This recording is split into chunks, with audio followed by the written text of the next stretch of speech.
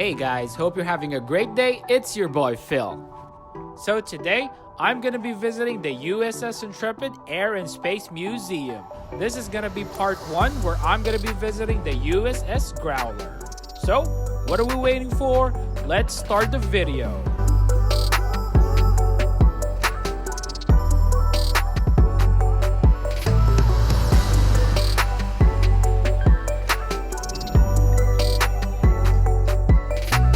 Hope you're having a great day, everyone. So today I'm visiting the USS Intrepid Sea, Air and Space Museum.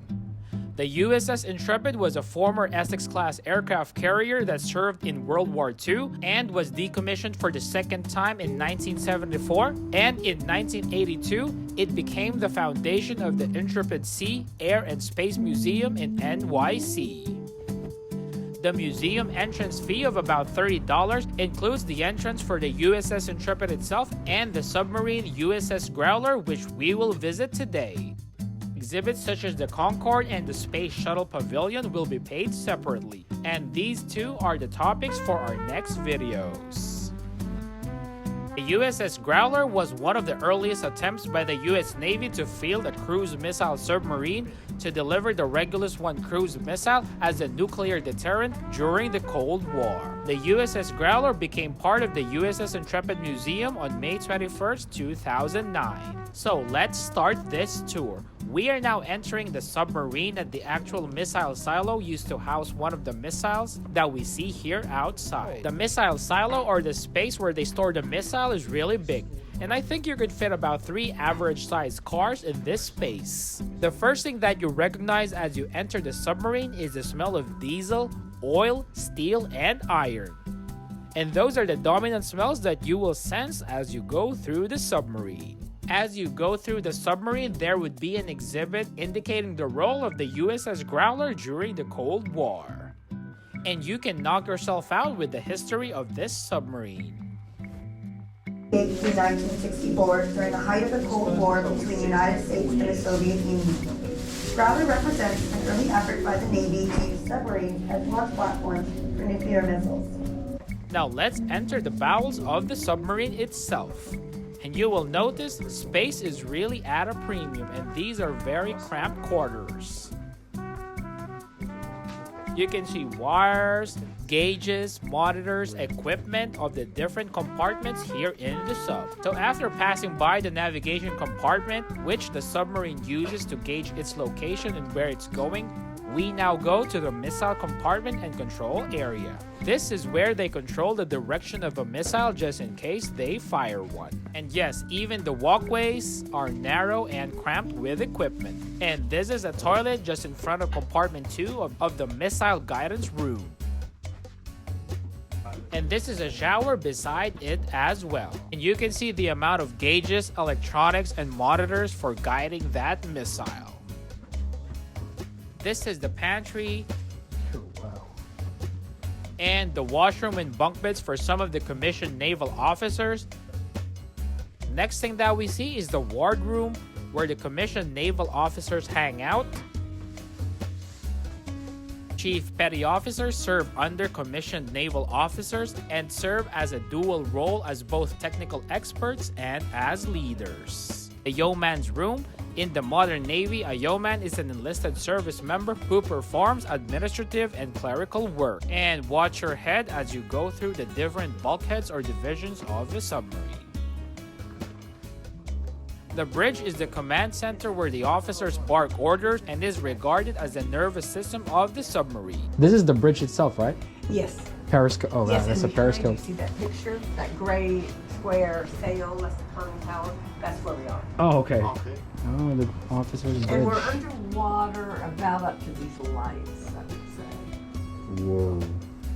Every now and then we can... The periscope used to eye what's happening on the surface and used to target enemy ships. So that's And the as per periscope. Wikipedia, the periscope for USS Growler still works like this. You can put your phone up against it and take a picture outside of the ship next to us if you would like. So this is the actual way that they steer the submarine. Yeah, right in the center. Wouldn't you think it'd be in the front? Yeah. But no. It's in the center, damn. It's in the center. That's the direction that's connected to the rudder, so that's left and right. This one goes in and out. That's the depth that goes, can go like this. Bow planes. Yeah, and these control the two planes. These are the planes for as well. Yeah. Got it.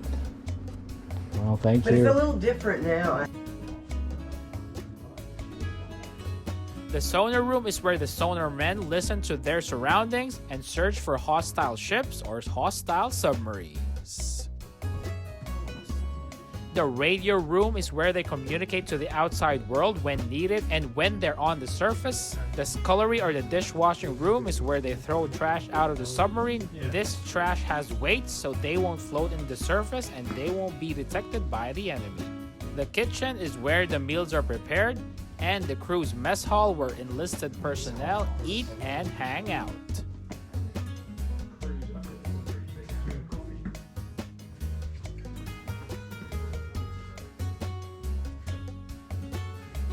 These are one of the hatches that provide you access to the surface.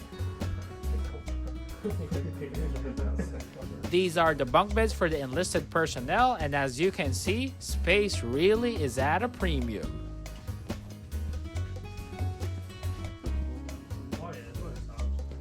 Distillers for the crew's fresh water and the engine room. And the USS Growler was one of the submarines that used a very big diesel engine. Since most of the US Navy submarines are nuclear powered, this submarine was one of the first users of diesel engine at the start of the Cold War. The engine room control center where the crew and the engineers maintain the diesel engines and provide all of the speed that is needed for this sub. So for the last parts of this submarine, we go to the aft torpedo room, which means this is located at the tail end of the submarine. And that's a deactivated or a disarmed torpedo. And just imagine if you're one of the crew that sleeps beside this giant torpedo. Oh, you're sleeping with a torpedo.